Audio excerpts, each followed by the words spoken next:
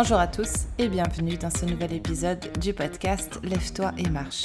Aujourd'hui, j'ai envie de m'adresser en particulier à toutes celles et ceux qui s'entraînent dur, qui font les choses bien, mais qui se sentent souvent fatigués, qui culpabilisent quand ils ne sortent pas de la séance éclatés et qui pensent que plus on transpire pendant la séance, mieux c'est. Si tu te reconnais, cet épisode est pour toi. Dans ce podcast, on va parler courbatures, on va parler système nerveux, chaleur et récupération.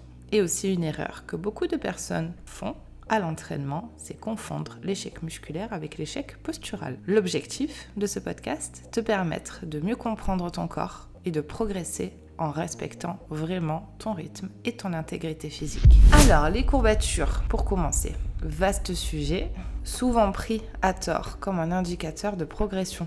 C'est un mythe très répandu, croire que les courbatures sont synonymes d'une séance efficace.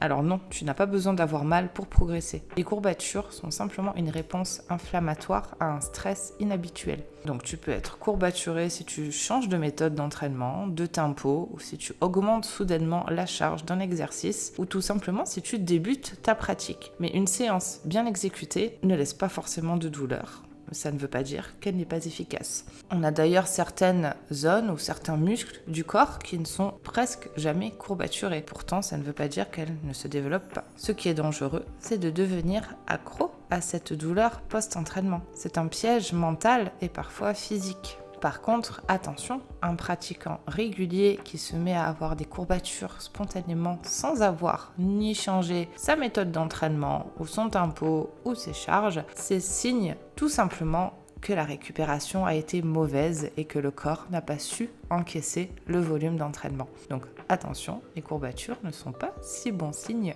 que ça. Le système nerveux, ensuite, l'acteur invisible de tes performances. Quand on pense fatigue, on pense souvent aux muscles, mais on oublie le système nerveux. Et lui, il en prend un coup à chaque fois que tu t'entraînes intensément, que tu dors mal, que tu es stressé ou que tu es en déficit calorique. Un système nerveux surchargé, c'est moins de force, plus de temps pour récupérer, moins de concentration et parfois des insomnies, une perte de libido ou le cycle menstruel absent pour les femmes. Bref, ton corps se met en mode survie. C'est pour ça que le repos ne doit pas être un luxe ou une pénalité. Il est essentiel pour ton équilibre nerveux et donc pour ta progression. Le repos ne se mérite pas et ne doit pas être une source de culpabilité. Il fait partie intégrante de la pratique sportive. En parlant de ça, s'entraîner sous la chaleur qu'on a en ce moment d'ailleurs en France. Est-ce que c'est vraiment une bonne idée ? On pourrait croire que s'entraîner en pleine canicule est bénéfique parce qu'on va transpirer plus, donc brûler plus. Et c'est complètement faux. Transpirer, ce n'est pas perdre du gras, évidemment, c'est perdre de l'eau. Et s'entraîner sous une forte chaleur demande un effort cardiovasculaire bien plus grand. Tu te déshydrates plus vite, tu te fatigues plus vite et surtout, tu récupères moins bien. Donc il est important d'adapter tes séances à la météo. C'est plus intelligent. Ça ne veut pas dire que tu es faible, ça veut juste dire que tu es plus intelligent et que tu fais attention à ton intégrité physique. Donc il faut alléger sa charge d'entraînement, éventuellement raccourcir ses séances, les décaler à des horaires où il fait un petit peu moins chaud et surtout réduire l'intensité. Il y a des signes auxquels il faut faire attention, notamment les maux de tête, les visions troubles, les vertiges. Tous ces signes vous montrent que l'intensité est bien trop haute en rapport de la chaleur. Et surtout, évidemment, pensez à bien boire, encore plus en période de forte chaleur. On va enchaîner avec l'échec musculaire versus l'échec postural. Qu'est-ce que c'est que ça ? C'est quelque chose, à vrai dire, dont on parle peu et pourtant qui va faire toute la différence. Beaucoup de gens pensent atteindre l'échec musculaire quand en réalité, ils atteignent simplement l'échec postural ou surtout mental. L'échec musculaire, c'est quand le muscle ciblé ne peut plus effectuer le moindre mouvement.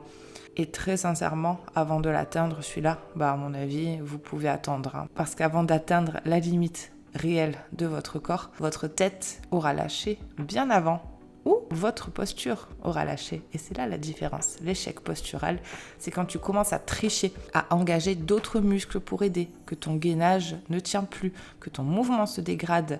Et c'est à partir de ce moment-là, d'ailleurs, qu'il faut arrêter tes séries. Donc c'est important de faire la différence entre les deux, ça change tout. Et surtout, s'arrêter à partir de l'échec postural, c'est garantir une bonne intégrité physique et donc une meilleure progression.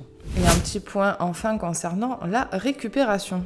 La récupération, qu'est-ce que c'est exactement ? C'est pas juste une journée sans sport. C'est un ensemble de choses qui permettent au corps de se reconstruire et de récupérer. La récupération, ça comprend bien dormir, évidemment, mais aussi bien manger. Mais ça touche aussi au mental, se déconnecter, être moins stressé, être plus zen. Mais surtout, la récupération, c'est le moment où tu progresses en réalité. Le muscle se construit en fait pendant la phase de récupération. C'est pas à la salle qu'on construit du muscle. À la salle, en réalité, pour imager la chose, on va dire qu'on déchire le muscle, les fibres, et ton muscle se reconstruit pendant la phase de récupération pour pouvoir s'adapter à l'effort qu'on lui demande à l'entraînement. Donc attention, si tu zappes cette partie, forcément tu vas beaucoup moins bien progresser, même avec des séances parfaites. Du coup, en conclusion, ce que je veux que tu retiennes, c'est que t'entraîner plus dur, transpirer plus, avoir mal sans cesse encore plus, ça ne veut pas dire que tu vas progresser plus vite. Ton corps a besoin d'équilibre, de respect, de régularité et de qualité dans l'exécution comme dans la récupération. Arrête de penser que tu dois souffrir pour mériter tes résultats. Entraîne-toi avec intelligence, c'est ce qui t'apportera le plus grand des résultats. Petite parenthèse de fin, évidemment, le meilleur des programmes avec la meilleure des exécutions et la meilleure des récupérations n'apportera pas de résultats si l'alimentation n'est pas en adéquation avec tout ça. Mais ça, j'en ai parlé dans d'autres podcasts et on pourrait être amené, évidemment, à en reparler dans les futurs épisodes, car là aussi, c'est un bien vaste sujet qui, je pense, n'aura jamais de fin. En attendant, merci de m'avoir écouté jusqu'au bout. Si cet épisode t'a parlé, pense à le partager ou à me laisser un petit commentaire. Et surtout, prends soin de ton corps. Il fait déjà beaucoup pour toi et on oublie beaucoup trop souvent la chance qu'on a d'avoir un corps apte à faire tout ce qu'on lui demande. En attendant, je te dis à la prochaine pour le prochain podcast.